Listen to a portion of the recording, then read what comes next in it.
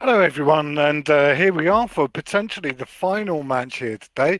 On the red team, we've got Reavers, and they've born to Navy Scorpion, Tengu, Nighthawk, Jackdaw, Moa, first time for seeing one of those, Hawk, first time for seeing one of those for Reavers, and for some reason, Reaver Geist is in a capsule. Not sure what's going on there.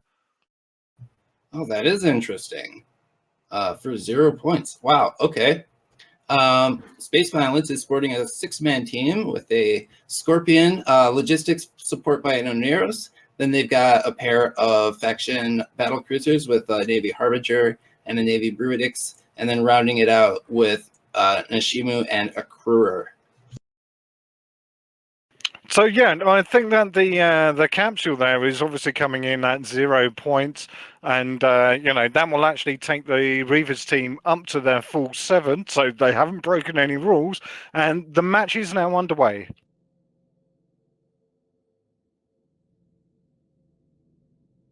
Will Space Violence get any points if they actually take that capsule out? No, it'll be there for like 0 points. So I think that Reaver is possibly just there for the scenery, and just to actually say that yes, they did turn up. Who knows? We might find out if there's a more interesting backstory later on. There again, both teams at the moment, we're seeing not a great deal kind of like happening. We've got some me war elements happening. But no damage really kind of coming out at the moment. So we'll have to wait and see how that damage gets applied and to who. Asher Elias looks like he's flying at Tengu this time. He hasn't done that in the past. Lately, he's been their logistics support. I don't think they have Lachi in this. Well, could it be a Repgu? Crew. Yeah, it's like the maybe it could Tengu. be a Repgu. That could be it. And obviously, we know how tricky he is, so we couldn't put that beyond him. Oh, that is true. That's right. We've got the Hawk taking like a little bit of damage, but that target painter went off and then back on again. There again, Asher is interesting. He's like sitting at 0, so that's unusual and looks a little bit suspicious to me, to be honest with you. Yeah, both teams appear to be playing it real safe.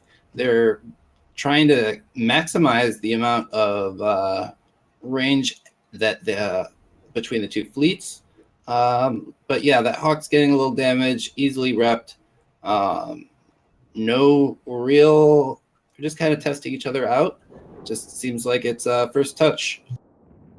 Yes, it's sort of like, it's definitely a little bit of a cagey start. No one looking to actually kind of like rush in and suicide themselves for this particular one. The Hawk there again of Saren Blickfist does seem to be taking like the most attention from Space Violence.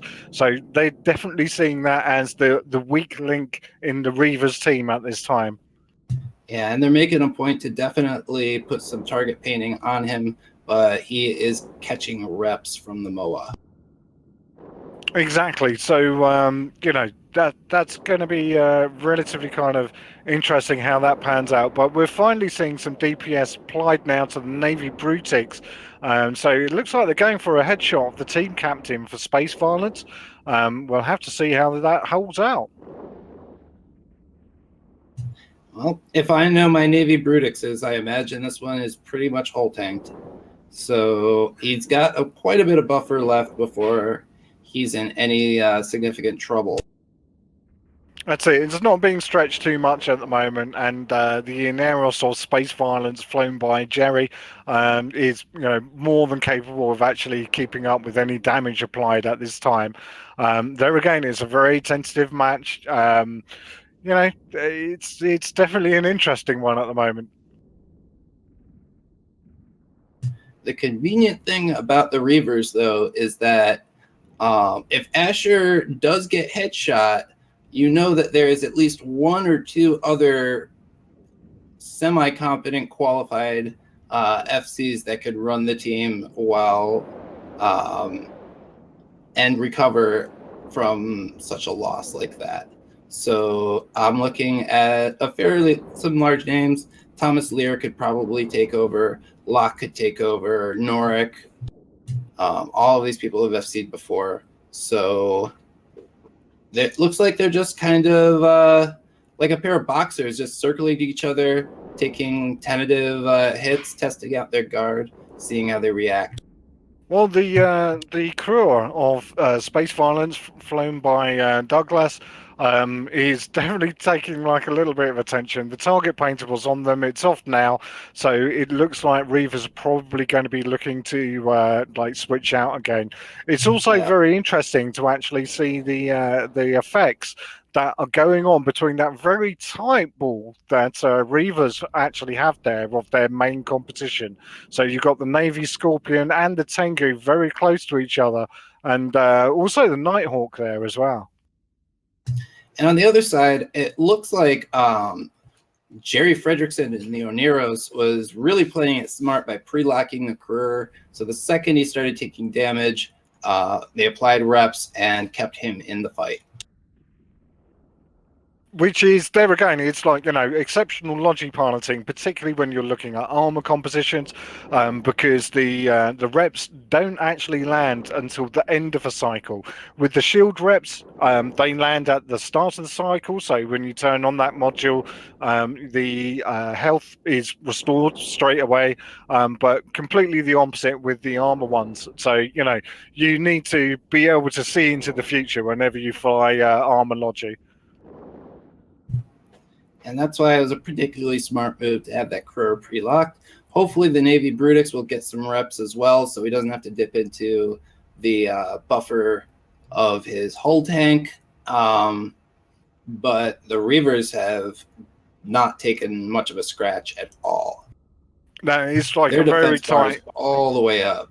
That's it. And I mean, it's massive as well. I mean, it's like they've really kind of like turtled up with this composition. So, which is interesting because even though they've got, more of the attack damage like coming through, unless they actually crack something, this ends up just being a Mexican standoff. And it's like, we'll have to see what happens after that point.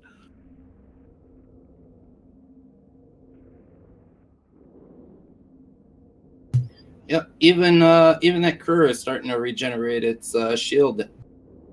No one, I mean, there's really no. It looks like the unstoppable force has met the immovable object. Very much so. I mean, it's great if you bring a decent kind of like turtle, like tank composition, but yeah, if if you don't have enough DPS to break through the other side, it just means that you get nowhere. But there again, they're going for that crew off, and it only takes a couple of points. If they just get a couple, then basically they can like sneak away the match. Not necessarily the glorious blaze of battle that we would hope to see, but definitely a very interesting match going on here at the moment. Yeah, you could tell that Asher and the rest of the Reavers are very, very carefully positioning their fleet in relation to space violence, making sure they stay at range, and just cycling up the different targets. Looks like the Ashima is starting to get love, and he is not pre-locked. So if they could take that ship down, it's a hull tank, or it's a and it is starting to get reps, but they might be able to take that out of the fight or just switch to the career. Who knows? Just by cycling targets, they'll keep that Oneros on its toes. Yeah, the bit that I'm looking for at the moment is just looking at how this is going to play out. So, I mean, we're down to 1 minute 40 seconds now, and this may be a case of just like, edging ever so kind of like closer, and then in the last kind of few seconds of the match, that they actually pull a rush and actually go for all the damage at that point. Remember, it's sort of like, you only need to take out that crew up, which is like the weakest ship on the space violence side of things, and that means that Reavers get a win.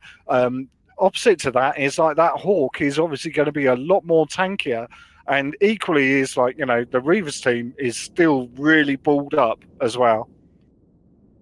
Now, will space violence actually acquire any points It doesn't look like they would by killing that capsule. I'm No, it's surprised like it's got a Imperium 0 point didn't. value, so they've literally just brought it along for to have Reaver there, who does like great work on like the Logi side. Oh, We're heads down to up! like Stardust Scorpion is starting to take some armor damage, and that could be the turning point in this battle. yeah, but it's 30 seconds left or so, and I mean it's like someone has to do something soon, because it's like they are really really running out of time here at the moment. So we can see like some smart blom effects going off from the Scorpion there as well, but Yep, 10 seconds remaining is like it not much looks that like can they've left happen it too here. late. It really has. It's like not sure how we're going to do that. Whether or not we're going to start to accelerate time, which happens on like the normal matches, and then we go. Yeah, we're actually got like overtime here. So we've sped up to 50% of normal speed. So it's 150% tie dye at this time. Oh wow! So this is reverse tie dye then. Exactly. So we've speeded up time, so the damage is applied quicker, reps applied quicker, and that will continue to happen up until we see like one of these guys break. So that means I that have the never seen reactions, this before. This is quite amazing. the reactions of each team have to be like significantly quicker. As time goes on, you need to also be aware of your ship position and to make sure that you just don't go whizzing off out of the arena. Well, it looks like they're anchored up pretty tight on their FC, at least over on the Reavers side. Space Violence seem to be a bit more scattered around the grid. Yeah, very much so. And I mean, I'm just having a look at those medium rep drones as well, which are just kind of like sitting out by Jerry over there. So they're again they're tanking all of the damage that's coming in on like both sides and doing it relatively comfortably.